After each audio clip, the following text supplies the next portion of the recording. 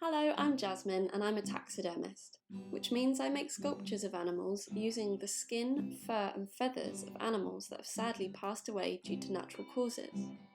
I do this by preserving the skin of the animals and then building a sculpture of the muscular structure of the animal and putting the skin on top of this sculpture.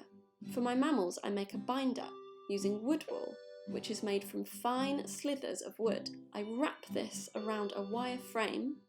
I then wrap cotton thread tightly around the wood wool to build up the muscles of the animal. You can see standing on my desk a mink binder watching me. Using the bind-up process, I make the main body of the animal and then I make all of the limbs and the tail.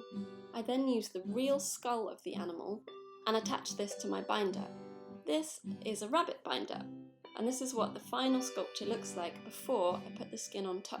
The eyes are made from acrylic plastic or glass, and the muscles underneath the face, inside the ears and the feet are all built underneath the skin using clay.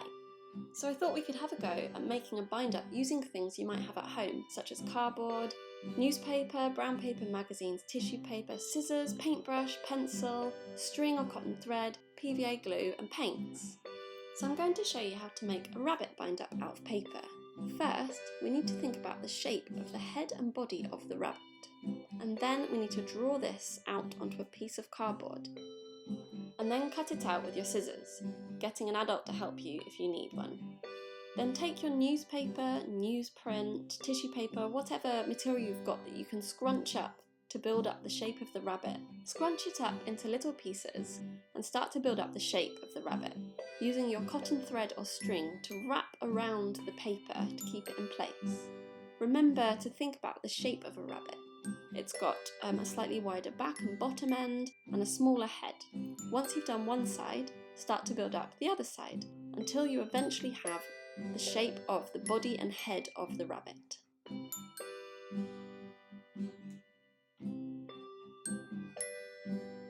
And then we need to make some back legs so that the rabbit will stand up. So if you place your body onto another piece of card and draw around the bottom, you'll know how wide the legs have got to be. So I've drawn a circular shape of the bottom of the rabbit, and then I'm going to draw two legs to create a U shape.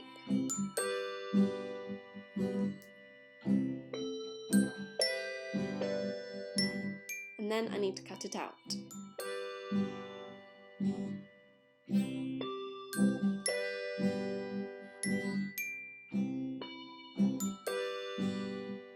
And now we need to make some front legs for the rabbit.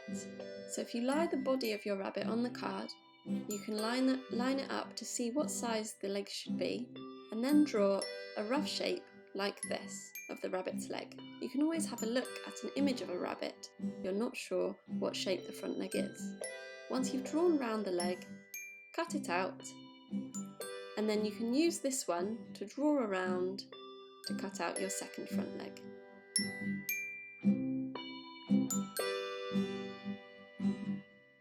So now you should have two front legs and one U shape for the back legs. Now we need to build up some structure on those legs. So on one side of the U shape, I want you to build up just the fronts of the legs, not at the bottom where we're going to stick the card to the body, but just on the two legs that will stick out underneath. I want you to put bits of paper scrunched up like before and then bind them round with your cotton thread or string.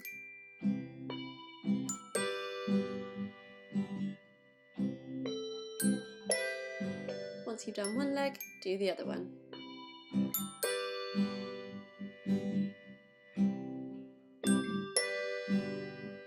And then we need to do the front legs. Again, scrunch up pieces of paper, newspaper, whatever you've got, and wrap the cotton thread around it to build up some shape on the outside of the arm. When you're doing the front legs, just do one side of the cardboard shape, because we're going to stick the sides without any of the bind up paper on to the body itself.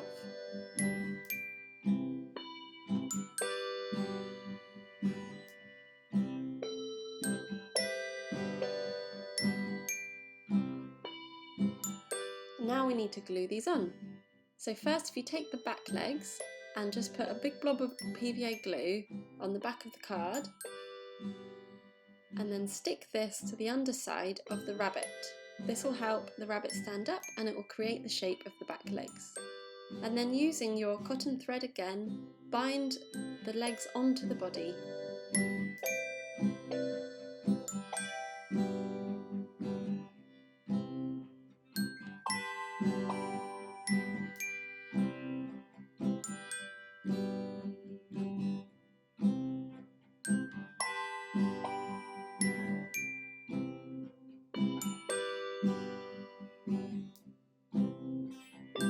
And this should be nice and strong.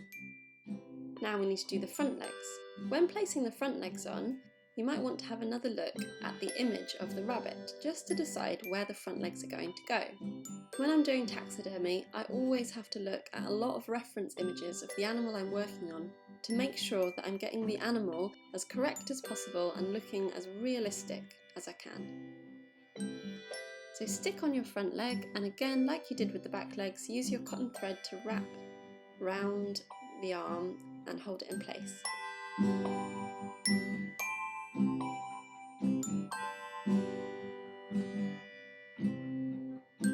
And then do the same on the other side.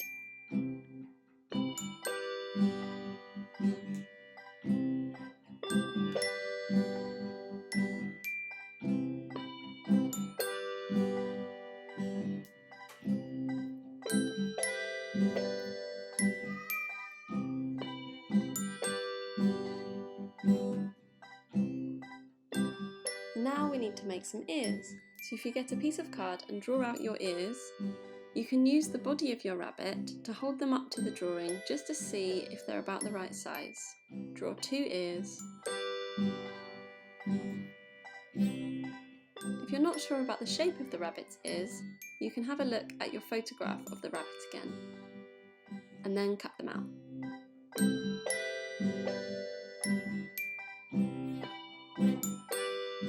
And then you need to bend some shape into these ears, so just use your fingers to curl the ears round so they look more like a rabbit's real ears.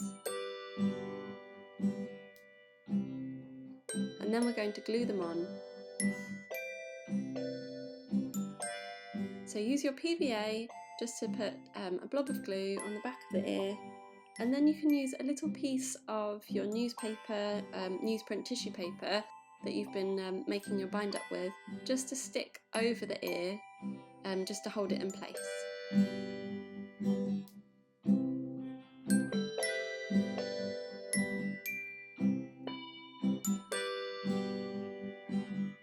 Once you've done one ear, stick on the other one.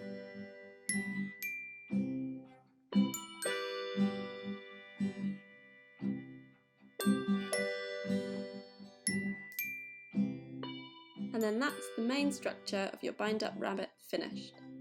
Now, if you want to, you can use more of the newspaper or tissue paper that you've been using to build up a skin on your rabbit so that we can paint them. I'm just ripping little pieces of paper up and sticking it on with the PVA glue all over the outside of the rabbit.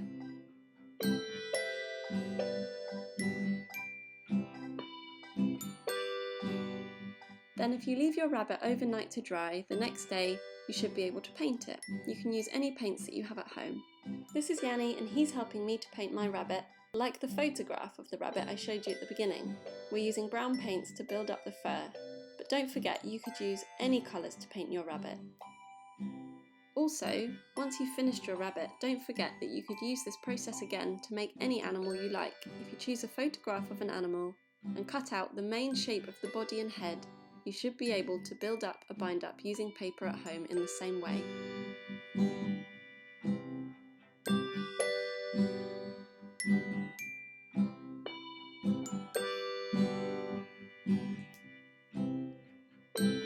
And this is my finished rabbit. I can't wait to see what you make. Please share your makes with us using the hashtag HastingsDigitalMuseum.